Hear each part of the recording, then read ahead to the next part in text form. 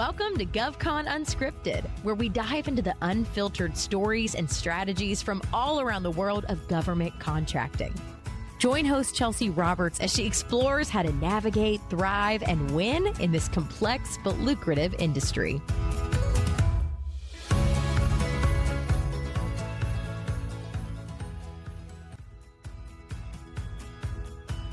Welcome to GovCon Unscripted.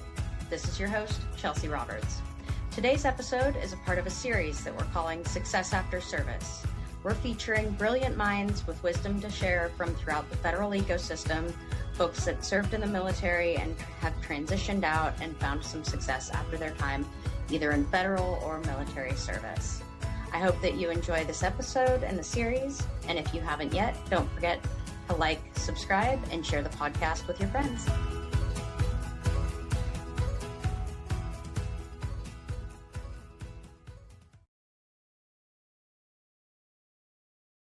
All right. Hey, everyone, and welcome back to GovCon Unscripted. I'm your host, Chelsea Roberts, and today I've got with us founder and CEO of Mettle Ops, Katie Bigelow. Katie, who are you and what do you do? Hi, thanks for having me. My name is Katie Bigelow. I am, as you mentioned, the CEO and founder of Mettle Ops, and our company integrates technology on warfighter platforms. So that's my short pitch, but long term, we are really focused on armor and survivability for the soldier. We have a long military history within our organization as far as we have a lot of veterans here. I'm a veteran, my husband works here, he's a veteran. So we're really focused on giving the best equipment out to the warfighter that we can. And that's got to be close to home, given that, you are a veteran and that you work with so many veterans in the community. How did you get into what you're doing these days? Oh, such a long story. The first thing that might be worth telling is when I went into Iraq in 2003, I flew into the ground war. I was an Army aviator. And of course we flew, but all of our ground support drove in on trucks and they had soft-sided tarp covered trucks. There was no armor at all. And looking back, the soldiers would find like steel, and there used to be these like big fields of like just scrap metal. I think maybe they were planning on recycling at some point, but they'd find big plates of steel and they'd weld them to the side of the trucks, which like overburdens the trucks. It reduces their usable life. However, how unfair is it to assume that they should just use the canvas that they were issued? Yeah. And so one of the things that we're real passionate about is armor and making sure that they're properly covered. So that kind of is the story I try to tell everyone. So when I got started, actually, I'd been in the military for 10 years. I decided I was going to be a stay-at-home mom, and we did that for a couple of years. My husband was an artillery officer initially, and then he became an acquisitions officer. I didn't even know what that was. Like, I knew the government bought their equipment, but I didn't really know. I thought it magically appeared. I don't know what I thought about it. But I eventually learned all about how the government acquires their equipment. And after a while, I thought I could do like small projects for the government. My husband came home one day and he told me about this. They had contracted a company to reset the BII on Paladins. I was thinking about that and I was thinking, I bet you not everybody knows what that means. But soldiers know. And what that is, all military equipment have a basic set of tools that are in the cage, maybe underneath somewhere. And to reset that would be probably repairing the cages. They get damaged, so that would be welding. It would be some logistics, purchasing what was missing, things like this that I was thinking to do it, you would need like a building with some security. And I basically built a whole business plan in my head. And so my plan is I was going to be a solopreneur and I was going to run projects for the government that were small like this, that I could handle by myself.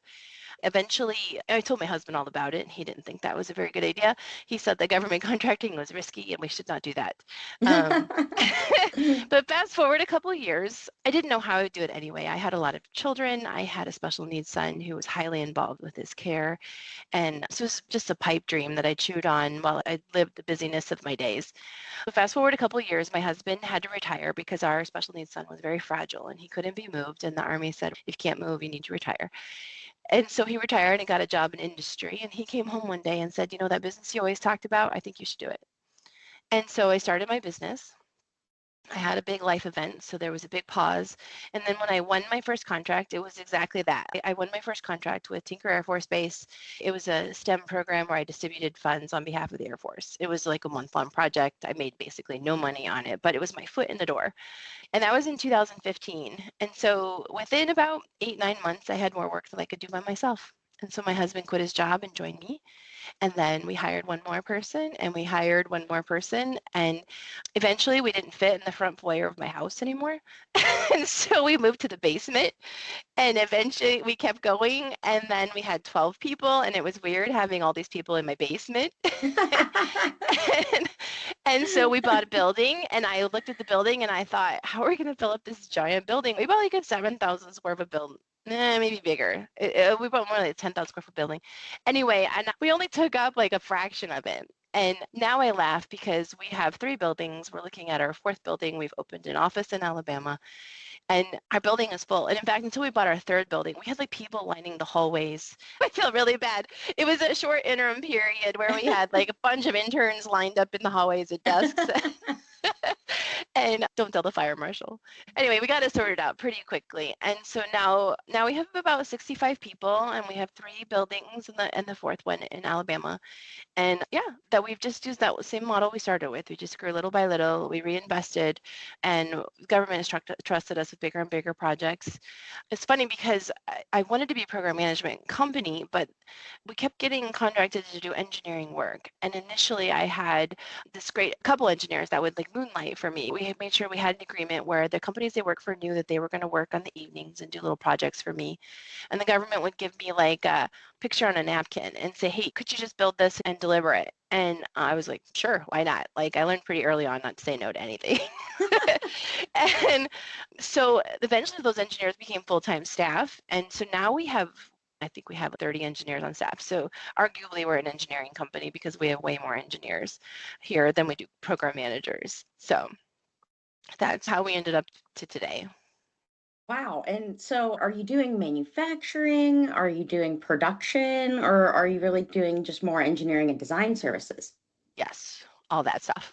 All of it. So All of it. That's our great. first big contract was in R&D with ground vehicle survivability, and we were working on passive survivability, but we were really working arm in arm with the government on this. So they were doing the R&D and we were supporting that. So they would tell us to go buy these different armor products, just coupons, and we'll shoot them and see what happens. Go set up this test.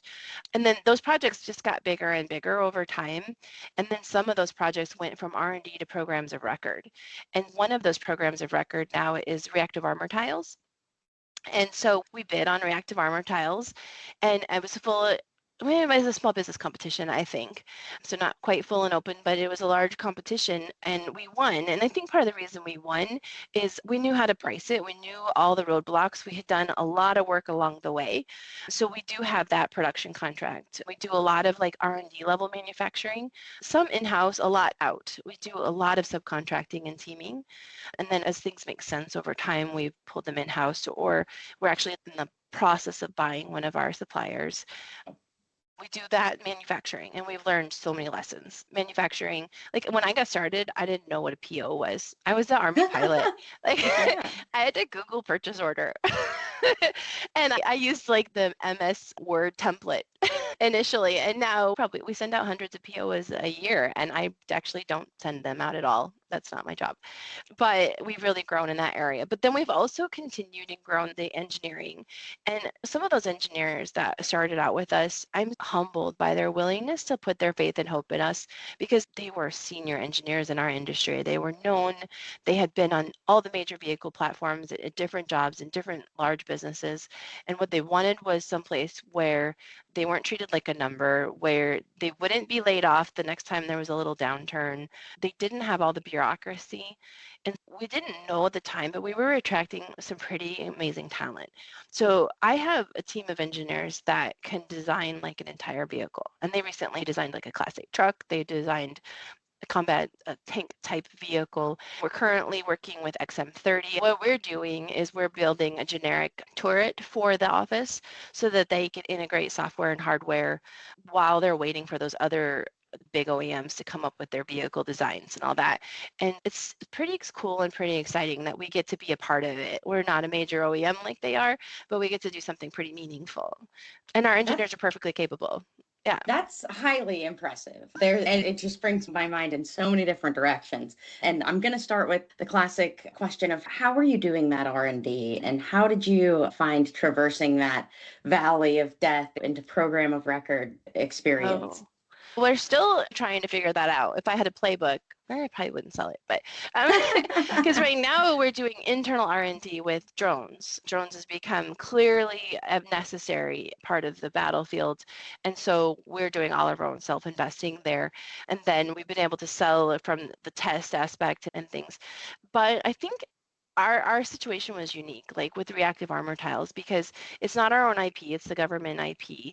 So we didn't have to show up with our own product and sell it. That's like a different skill set that we haven't really, we're doing that with drones, but where we show the mastery is more like we're just the trusted partner. And what we've done is, I know in business, there's this different, like a spectrum of ethics, right? There's like that's not illegal, so I can do it, or I don't have to do it, all the way to I want to do the very best I can do, right or wrong, regardless of profit. And I would argue and hope that people would see us as the company on that far. We'll do the best we can do, right or wrong, regardless of profit. Now, we have to be profitable or we wouldn't be in business, obviously, but we are a mission-driven company. And how that plays out with the customer is that we're fully transparent. Hey, this didn't go like we planned. What do you think? Here's what we think. Hey, we know that you're putting this order in late and we really can't deliver it on time, but what we're going to do is we're going to do everything humanly possible to make it happen for you, and then we do.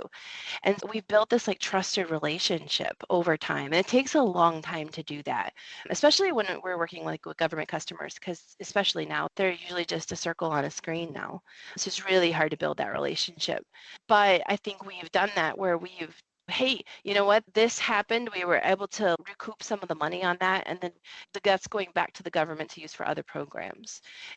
Doing that iteratively over, and we've done hundreds and hundreds of projects like that that were small or even a little bit bigger. I think that it created trust, and then they gave us bigger and bigger opportunities. And I think that's how reactive armor tiles really came. Plus, it gave us the opportunity to learn. We started on smaller things till they trusted us, but I had to learn what purchase order was. I had to learn what net 30 was. During COVID, when everybody was having supply chain problems, we weren't really having supply chain problems. And so we started asking our suppliers, like, hey, what's the deal? They're like, you always pay on time, so we're delivering to you. And I didn't realize that other companies don't pay on time. Like my primary customer has been the federal government. Most of the time they pay on time. There's challenges sometimes there too, but not like where it's industry standard, where we're going to pay you net 60 or net 90, or in automotive, it can be a net 120 and beyond. Wow.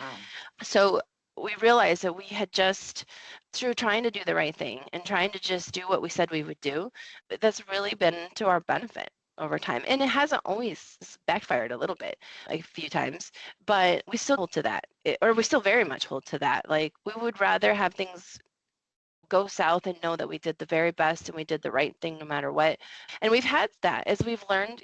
Quality in R&D is very different than quality in production. And we've had to we got to send this back. Oh, this isn't right. We got to send this back. Maybe we didn't make this clear. We've really had to go back to the drawing boards.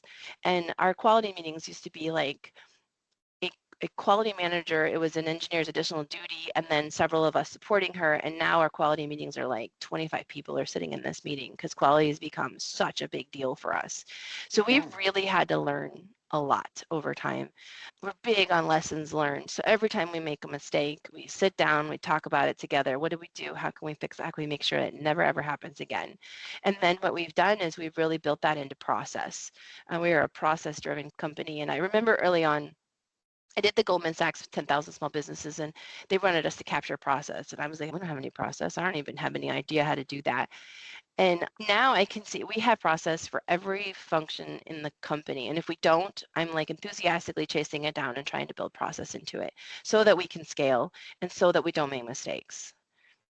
What does that process play out into? Is that a playbook? Is that like a big binder of how to go about doing a job? What does that look like? It does look like that. It is 2025, so I really encourage them to be paperless. We have shared drives with policies and SOPs, and then we use software where it's almost every job, it's literally just a checklist. First thing you do is create your card, your new card from a template, and then you just start marching down the checklist. That way nothing gets forgotten and left out. And then as we do an AER, we make a mistake, we can just add to the templates for the checklist, and then going forward, we don't make it again. So they're not on a piece of paper, they're digital, but there's a checklist. I love that. It sounds too easy to be true. I think that's a fantastic way to go about doing things, is to just give the framework, give the basic, here's what you need to make sure that you're including, and not overthink it, over processize it, and make it so that it becomes a function of rigor rather than a Yeah. function of repeatability. I think that there's probably a big aviation influence on me. We had a checklist. We went through the same checklist every single time. It was memorized.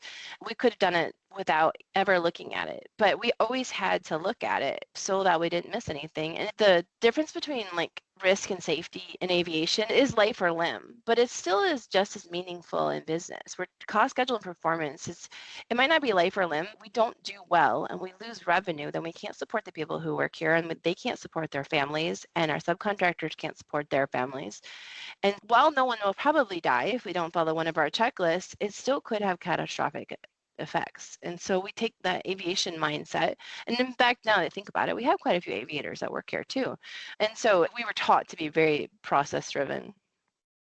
I love that. And it seems to play out really particularly well for you in taking that experience that you got as an aviator and serving the warfighter and being a warfighter yourself, and taking those habits and routines you had during your time in the service and taking those into your next life of running this company.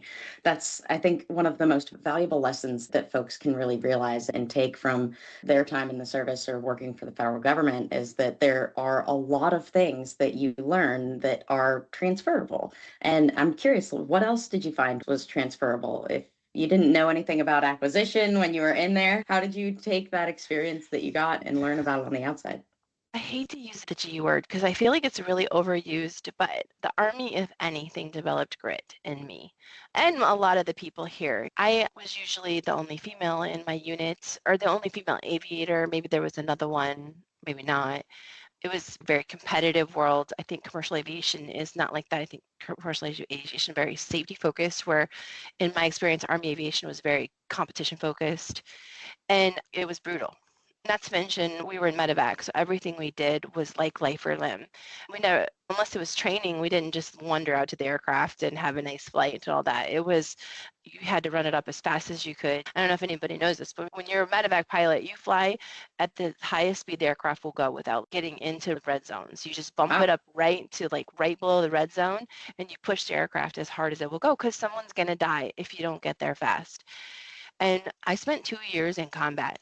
And so that, I think, it wasn't the hardest thing I've done in my life, because I had a special needs son who passed away. So arguably that would be the hardest thing we've been through. But it was hard. We were in environments where, you know, there was a very high stress. There's a lot of boredom in combat too. Don't let anybody fool you. There's a lot of sitting around waiting for bad things to happen. But I think being in that situation where there was just the brutal competition, it created a lot of resilience. Like, it was really painful and really hard. But now in government contracting, we lose 10 times for every one win. And so I think that spirit of, and there, we would lose something and I would get down, and then my husband would be like, nope, nope, we're on to the next thing, you know? And then the next time we would lose something and he'd get down, and I could do that for him, which was great because he's got the same level of grit that I do. He came from the military. My husband is retired, so he served quite a bit longer than I did even.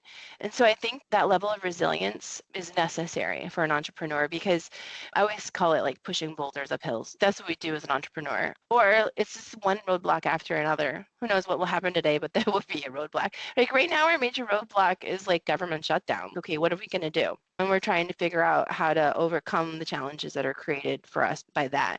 But it's always something. Was it tariffs, or was it some sort of policy, or a contract gets canceled for some reason, or something? There's always something that we're having to overcome.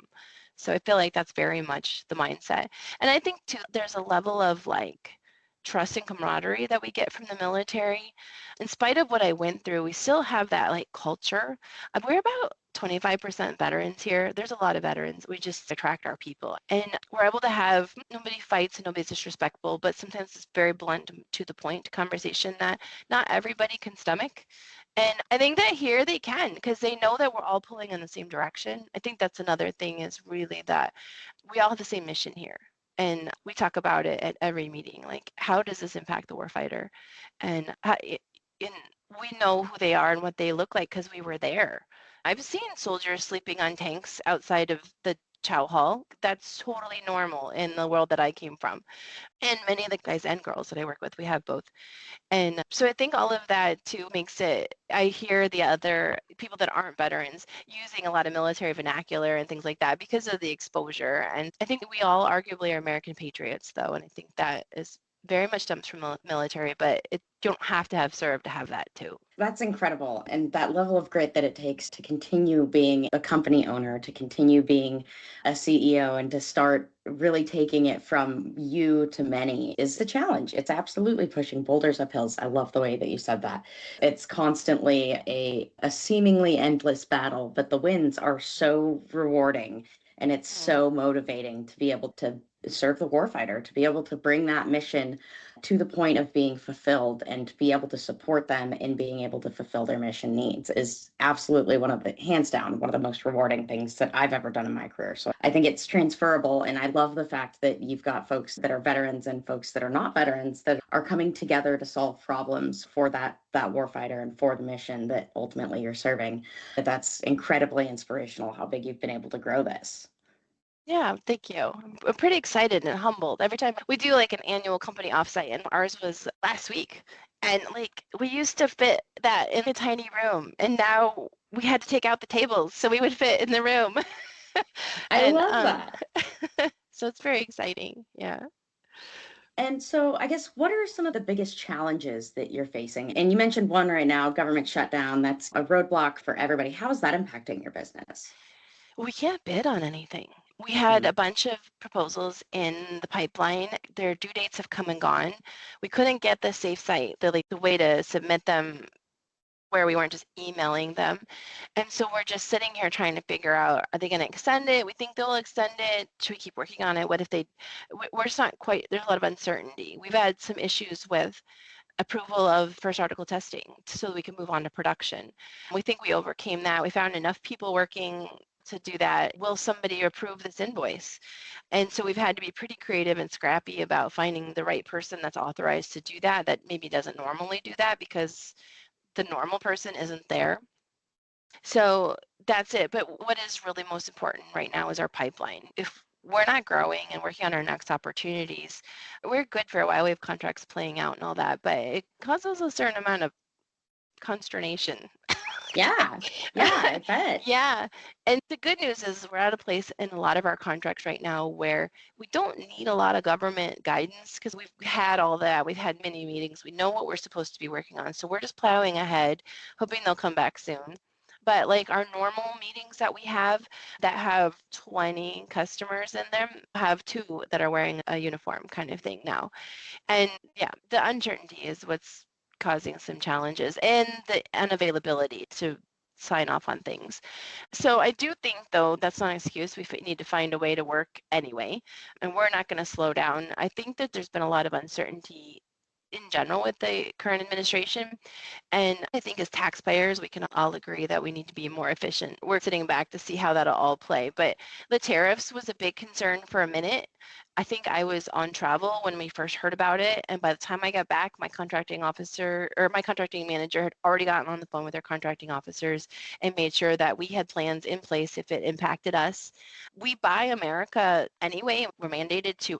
But the issue is some of the materials used to make what we're buying in America don't come from America. Titanium in particular, titanium sponge does not come from the US. We've already been dealing with it because it comes from Russia and they can't use Russia to get it anyway. So it comes from like Japan, I think, and Korea. So we haven't been really impacted by the tariffs. We've been impacted more by the uncertainty. Yeah. We don't really deal in the world of DEI and all that. So none of that really impacted us. So yeah, I think that's what we've been mostly faced with lately too. I think making sure we have talent. As we grow, talent's been a big challenge. We have amazing people here and we're now to the point where we do get 100 resumes for a rec, but still I think every entrepreneur has the challenge of picking out those right people that will be a good fit. We're very exclusive as far as like working here, and we work with a high degree of respect. We work with a high degree of independence and team. Everybody has to pull their weight. We're not big enough for anybody to fly under the radar. People will know. And so we really need people that want to be at a small business and be part of a growing business. And so that's a really unique employee. And so I think that's a challenge that we've always dealt with, but we want to really get better at attracting people that want to work the way we want to work. Yeah, and it is incredibly challenging, especially in this day and age where you've got the large primes that are kicking back employees and cycling through and riffing every year. And you've got folks that are determined to hang on to their job at all costs. And then you've got the other folks that have flown under the radar that get let go, and they seem on the outside like they might be a great fit and they've got the experience and the background, and then turns out they're not really a high performer, and they ultimately expect to come and fly under the radar with the next company that they work for. So I imagine that's tremendously challenging, finding out and sussing out the right people to come and join the team. I take it personally. If I make a bad hire, I'm like, oh, what did I do wrong? But then I have to turn around and look at my really great hires. And be like, I hired them too. Yeah. I do it. I like to get, because firing people is a horrible experience, and I prefer to never do it ever. And we do it when it's necessary, but I would rather just not have invited them to the team in the first place. And so it's on my goal to really get better at figuring out who really is going to be a good fit. And we do like multiple interviews, but I think there's a lot more we could be doing, and we're growing in that way. Interesting. What's your next hire planned for? I think we are really interested in doubling down in our sales team. For a long time, our sales was really like my husband was driving sales and I was really delivering to the customer. And that's initially how it was. And now we have a team and we have several outside consultants, but we're really interested in somebody bringing in enough talent. We have strategy and we have onboarding for training. And I want somebody who has that skill set to create the strategy, create the onboarding training so that we can expand that team. So it's not just a salesperson, it's somebody who understands defense sales. It's somebody who comes in understanding that this is, a lot of times it takes a year to 24 months to make a meeting turn into work, meaningful work. And so somebody who understands how that process works, they've done it before, they come with their own contacts. We're really starting to, okay, what's my rainbow unicorn for this? And that person would really understand how to not only do it themselves, but lead a team. And so I think we're trying to be most thoughtful about is our next hire. I think an opening for software engineer, and we have a few other supply chain or quality person that to deal with incoming. Because it was interesting that it used to be like a truck would show up and they'd offload some titanium and that would be the end of it. And now it seems like every door in every building has something being delivered to it all throughout the day. And that is not working. Yeah. So that's going to be one of our next hires too, is a quality person that can do the receiving, but also know enough to not accept something that we're going to kick back out anyway, that kind of thing. So that's one of our next, because quality is a very big focus for us right now. So we're trying to improve that too. I think there's an opening for a mid-level electrical engineer also. And yeah. And do most of your folks work in office, or do you have remote facilities as well? And people that kind of, are you challenged with that? I hate remote. I'm sorry. We allow it with the situation warrants it for whatever reason. We have a few people with some exceptions because we had one with a health issue and they weren't allowed to drive because they had a seizure. We're not going to fire you. And he is trusted worker and he works very hard. But I feel like the magic is in the team, and it's so hard to do that over a screen. It's doable, but you lose something when you're not just wandering into someone's office and saying, hey, what do you think about this problem? And so I also think that we treat each other better when we have to look each other in the face. And so I have this level of degrees. Like, to me, the best way to connect with another person, whether it's a customer or an employee, is to sit down and eat a meal with them. Like, highest way to connect is through eating and talking. And then next to that would just be like a face-to-face meeting. And then when you start getting into teams, at least have your cameras on. And I really demand that cameras be on unless there's a safety issue or something. And then after that, we just really lose trust, and we lose this high level of the way we treat human beings when it's just, you might as well be on the phone. And we do accommodate it sometimes for very good reasons. But in general, I want you to be here because so much happens here when you're in the kitchen getting coffee. And when you have a chance to be like, what'd you do this weekend? Actually, one of our sales guys just went to New Zealand and played rugby with the Air Force team. Oh, cool. When you don't set a meeting to have those conversations, you see Yeah. them in the office, you're like, oh, you're back. How did it go? And then you get to see the haka that the New Zealand guys did, and you get to see the new tattoos and all the stuff that you miss when you're remote. So I have pretty strong feelings about working in the office for those reasons. And those are absolutely fantastic reasons. Bringing the team together and being able to have that camaraderie and to commiserate over various things and to be able to have those one-to-one conversations that if you have to go and you have to pick up the phone, it becomes a challenge and it becomes a disconnected sort of function and just another couple of steps in the process to be able to have any sort of meaningful connection and conversation. So I think that those are fantastic reasons to bring people into the office. If there's any disagreement on how this should have happened or how this should go forward, it's harder to have an unkind disagreement when you literally were just discussing what he's doing this weekend with his family. Instead, you just talk to each other differently. And so I really love in office. I really love interacting and seeing people. On our offsite, we had a go-kart tournament. And those things, unless someone's running you off the track with a go-kart, how can you be good employees? I'm totally kidding. Only kind of. That creates such a culture that it really mirrors the camaraderie that you get when you're in the service. And it really mirrors that reflection and the inflection point that you're able to come to say, hey, we've got something important to talk about. Let's make the time to talk about it. Now let's sit down. And you can get that impression of how they're feeling, how they're dealing with it, what their response is. And it's not a behind the screen and they're not. And they're probably wearing pants most of the time. Our one guy that was sick, he had a collared shirt he kept by the desk, and whenever a customer would get on, he'd make sure he put his shirt on. But we knew he wasn't wearing it. It wasn't he was shirtless, he was just in a t-shirt. And so I used to tease him, like, make sure that you have pants when you sit down to work. And we have a lot of good fun in the teasing too. And it's hard to do that unless you're in the same room and you can get the vibe. Yeah. And hopefully they're taking it well and that it still stays high levelly and positive in that respect. I think that's important. Yeah. So what's next for Mettle Ops? Drones is our big push, and the move to Alabama. Mark and I don't know if I mentioned. Are you moving to Alabama? Partway. Mark and I have 8 children, so that's probably an important detail that I might not have mentioned, but one of them doesn't live at home. He lives in Texas. He's a ballet dancer. But the other 7 we have taken out of school. We're homeschooling. And then we are expanding to Alabama so we can live down there and really get our feet on the ground. That's been quite an adventure. We spent most of September down there. I'm happy to be back up in Michigan right now, and we're heading back down next week. But we realized if we really needed to set a foundation down there, if we wanted to have some success down there. Yeah. So that's what we're doing. And I think it's a big deal for our family because our kids all had lives and they're actually excited. I was surprised, but they were all excited. Even my 5-year-old was like, can we go back to Alabama tomorrow? I'm like, maybe not tomorrow, like next week. And he's like, how about tomorrow? No, next week.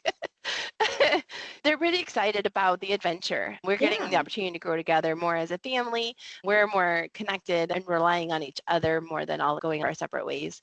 And the kids do take ownership in the business. The younger kids go around and help pick up the trash, but the bigger kids, they help out in a lot of ways. They do all of the yard work at the buildings, and they'll come in and help out with moving boxes or whatever is needed. And so they see that we've explained to them what the opportunities in Redstone are, and so they're pretty excited about being a part of it. That's very cool. So are you and your husband going to split your time between Michigan and Alabama, or how's that? Well, I think for sure we're going to spend summer in Michigan. For obvious reasons. It gets mighty hot down there. Yeah. Mighty hot. And we're going to definitely spend the winter in Alabama, but we're also leaving it open to what makes sense over time. So that's the plan. This year we're down in Alabama, and then we will discuss next year and the years going forward after that to see what fits best. But we're pretty excited about just the adventure. It feels a little bit like we're starting over business-wise. We're having to shake Yeah. new hands and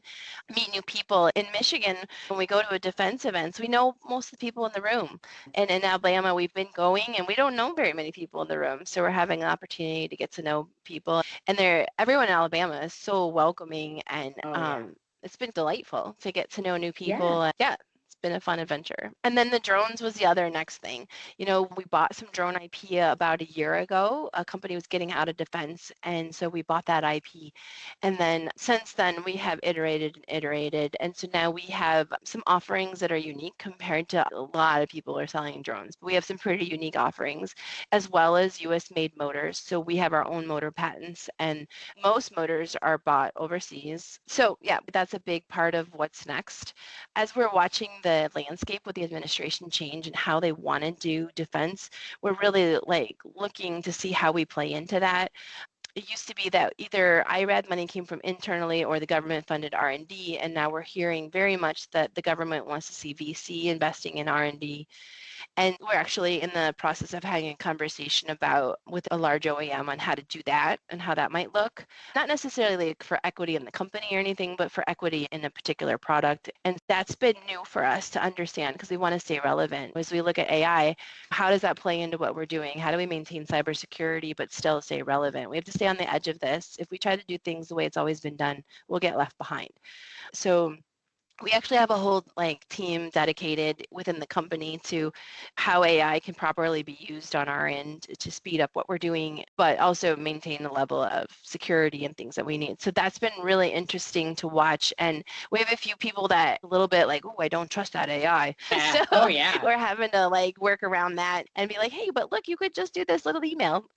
Yeah, see, look, You know? there's little ways you could leverage this. It can Yeah. make your life easier. Yeah. Yeah, it could. I was like, here, let's put your grocery list and it'll organize it by the aisles at the store. This is safe. This is a good plan. This makes things more efficient, that kind of thing. So we're really trying to stay relevant. And then as well, we're scaling, so much. We don't have any intention to slow down growth. We've grown pretty significantly year after year.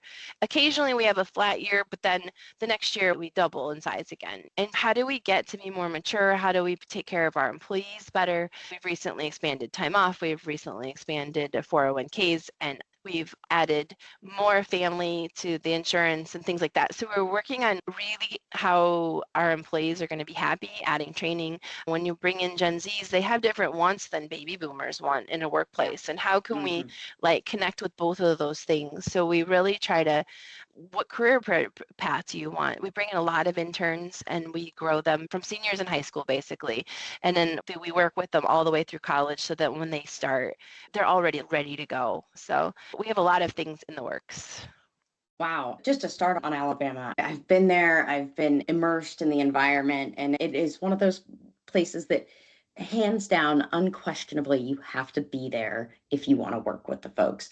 It's not something that you can go and take a trip down and just meet everybody and then be connected for the next contract coming out. It's something that you really have to be immersed in, and you really have to be involved in that community to be able to provide to Redstone and all the folks and all the agencies that have presence there. So I think it's incredibly important. And the fact that you recognize that that's incredibly valuable for scaling and being able to expand your presence there. So I want to congratulate you on making that leap. I think that Alabama's not for everybody, but it is a fantastic place to do business. There's a bunch of great people down there. It's very welcoming.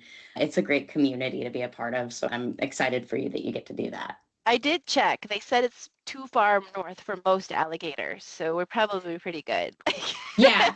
And it does rival Florida in the heat, but I think the business cultural and environment make up for it in that regard. I went to flight school in Lower Alabama. They call it LA, and I fell in love with the people. Yeah. And so I've maintained some of those relationships over the years, and it'll be fun to see my kids. We were down there and they had pretty limited exposure to new friends and things because we weren't down there a lot. But my 5-year-old, he had an hour of playing with other kids and he was saying, y'all. Oh gosh, that is just so endearing. Don't you just love so that? It's so cute. Yeah. Oh man. That's tremendously exciting. And then going into things like looking at capital, being able to bring in VC sort of dollars, and even working with some of the large primes, and they've got VC arms in which they're interested in taking an interest in looking at investing in companies a little bit more extensively. And I think that's a fantastic opportunity as well. It's a tremendous approach to being able to continue to do R&D and to continue to bring in that interest and that dollar value that you might not be seeing from the government. So the fact that you've got plans for that is hands down farther than most folks have gotten to this point, for sure. So I think that's very exciting too. And then drone market right now is on fire. Everyone has to have something to be able to do and contribute. And the fact that you've got American-made motors is such a differentiator. I think that there's so many companies that say our drones are American-made, but what they really mean is that they're integrating Chinese parts and pieces into something that they're then manufacturing or producing in office and home. So I think having the ability to expand and branch beyond that with such differentiated technology that's made in America is going to be a huge added value for you guys. So that's very exciting. You've got a lot of awesome things going on. Yeah, there's never a dull moment around here.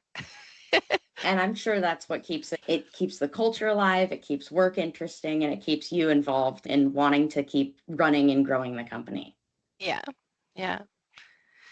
This has been a fantastic conversation. All of these, like the lessons that you've learned, all of the success that you've had in being able to grow and scale a company and maintain that culture of mission readiness and mission focus is incredible. And being able to have the folks that you work with, I think is a huge thing for a lot of companies that they just never really get to attain. So you've been an incredible guest, and I would love to have you back on for another episode down the road. Once you get into the Alabama market a little bit more thoroughly, we'll see what's going on with that down there. Yeah, I would love it. Thank you. So if folks want to get a hold of you, if folks want to know more about Mettle Ops, or if they want to talk to you one-on-one, see how they can learn from you, how do they get a hold of you? Oh, if you have time for a quick story.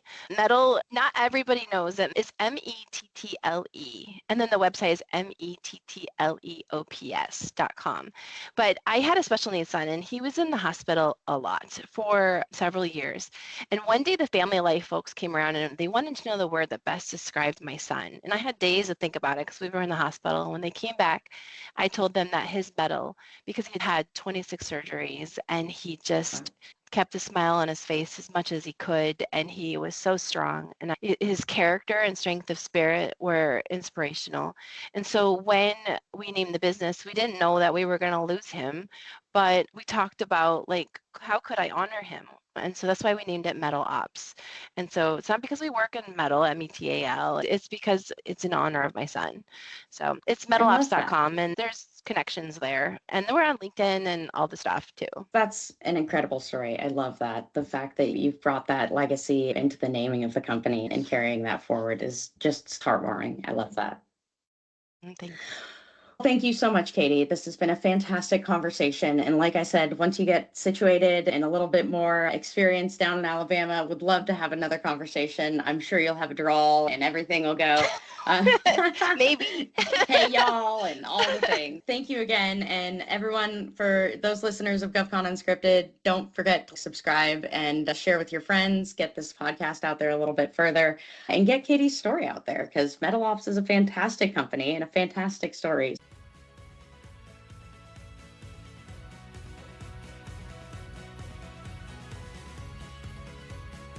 Thanks for listening to this episode of GovCon Unscripted with your host, Chelsea Roberts. Do you have a GovCon story or need guidance in government contracting? Connect with Chelsea on LinkedIn to be a guest on the show or to enhance your business strategy. Don't forget, your network is your net worth. If you liked what you heard, don't forget to subscribe, leave a review, and share this episode with your growing GovCon community.